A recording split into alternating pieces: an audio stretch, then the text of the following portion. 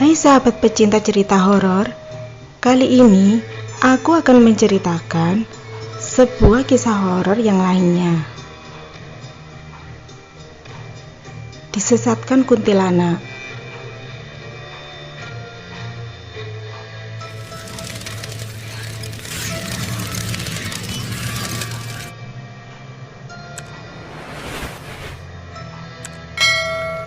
Parman menekuni pekerjaannya sebagai sopir angkot sudah hampir 3 tahun. Akan tetapi tidak pernah mengalami kejadian mistis. Karena istrinya mau melahirkan, Parman berpikir membutuhkan biaya yang sangat banyak untuk persiapan persalinan nantinya.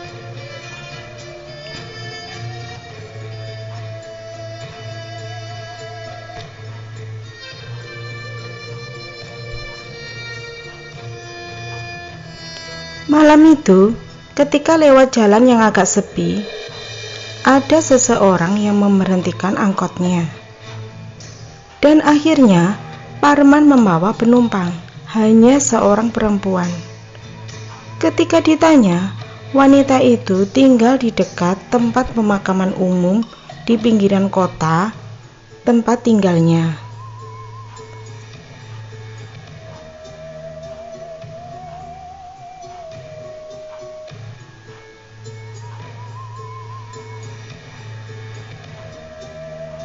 Parman mengetahui tempatnya. Sambil angkotnya terus berjalan, siapa tahu ada lagi penumpang yang lainnya. Akan tetapi ternyata nihil. Tidak ada seorang pun yang naik selain wanita itu.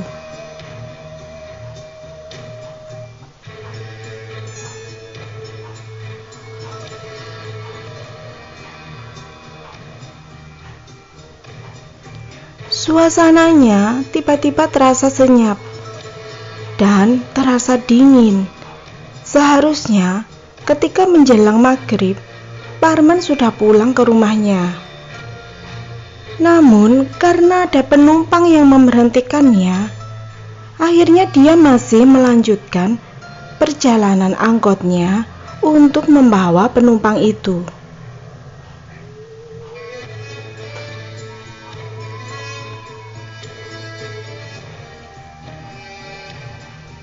Penumpang yang dibawanya sangat cantik sekali.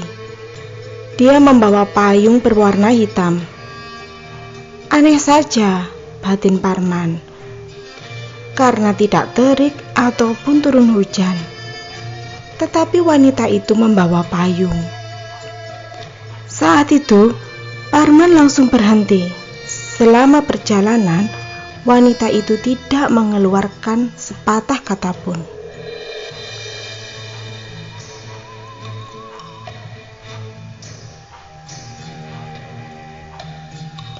Hal yang aneh yang tidak Parman sadari, selama perjalanan, selain tidak mendapatkan tumpangan lain, wanita itu meminta naik dan turun sebanyak 3 kali. Tetapi anehnya, Parman seperti terhipnotis menurut saja terhadap permintaan wanita itu.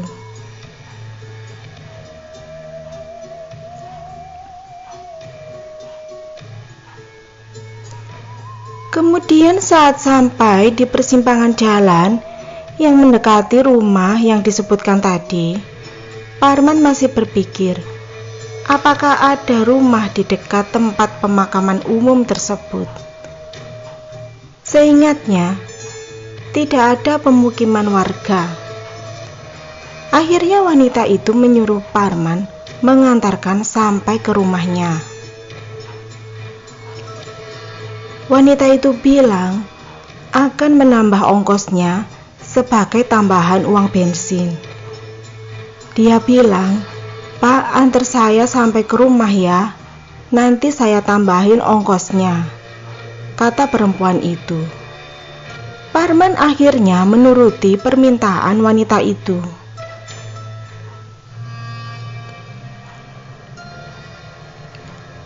Selama perjalanan, Parman tidak sedikit pun mengajak atau diajak bicara mereka.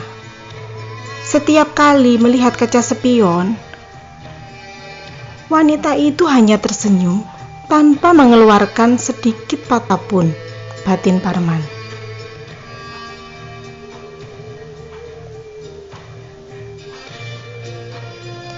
Dirinya merasa sangat kaget karena di depannya tiba-tiba ada sebuah rumah mewah layaknya istana megah. Wanita itu turun dan memberi uang tambahan kepada Parman. Wanita itu memberikan uang melalui lubang kecil pintu kaca sebelah kiri.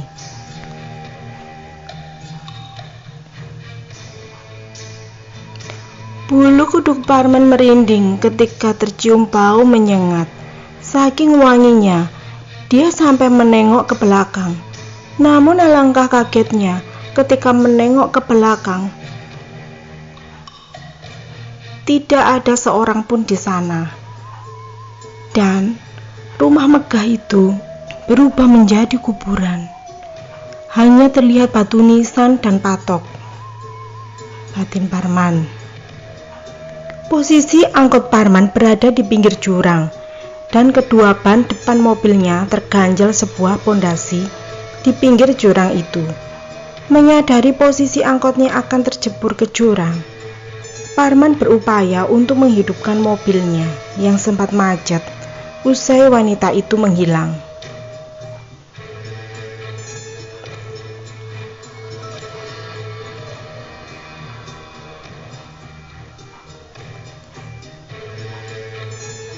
Saat Parman menyalakannya berkali-kali tidak mau hidup, Parman langsung sadar, kemudian membaca bismillah 3 kali. Akhirnya mesin angkotnya langsung hidup. Alhamdulillah, kata Parman.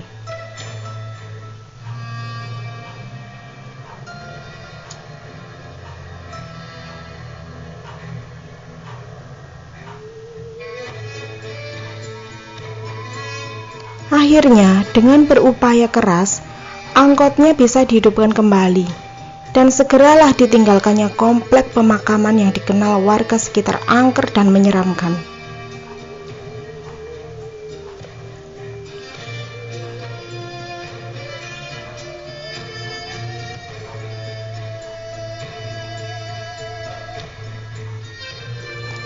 Setelah berjalan sekitar 5 km, Parman kemudian istirahat sebentar untuk minum dan makan di warung yang tak jauh dari rumah makam itu.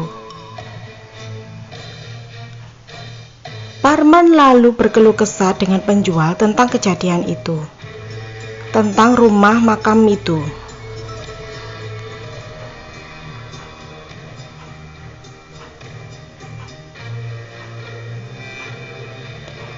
Memang di kuburan itu sering banyak orang yang disesatkan kuntilanak penghuni rumah tempat pemakaman umum tersebut. Tidak sopir angkot, tidak tukang ojek, sering dijebak dan disesatkan di komplek kuburan yang dikenal angker dan menyeramkan itu.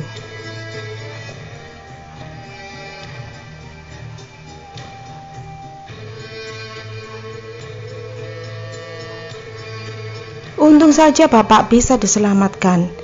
Biasanya orang-orang yang disesatkan menghilang beberapa hari, kemudian kembali dalam keadaan gila. Bahkan ada yang hanya tinggal nama, kata penjual warung itu.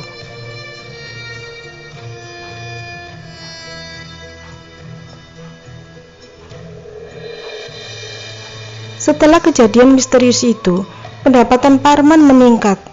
Sebagai sopir angkot, pendapatannya tidak seperti hari-hari biasanya, yang hanya cukup untuk makan dan minum, serta memberi uang belanja ke anak istrinya.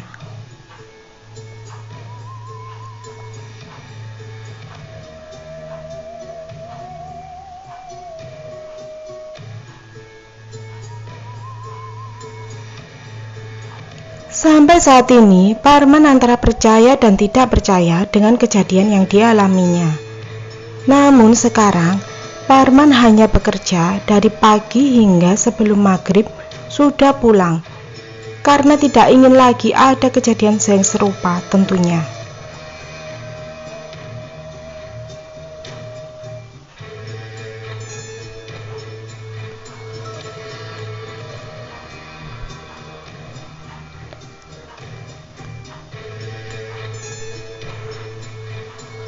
Sekian dulu cerita horornya. Sampai jumpa lagi di cerita horor berikutnya ya. Terima kasih.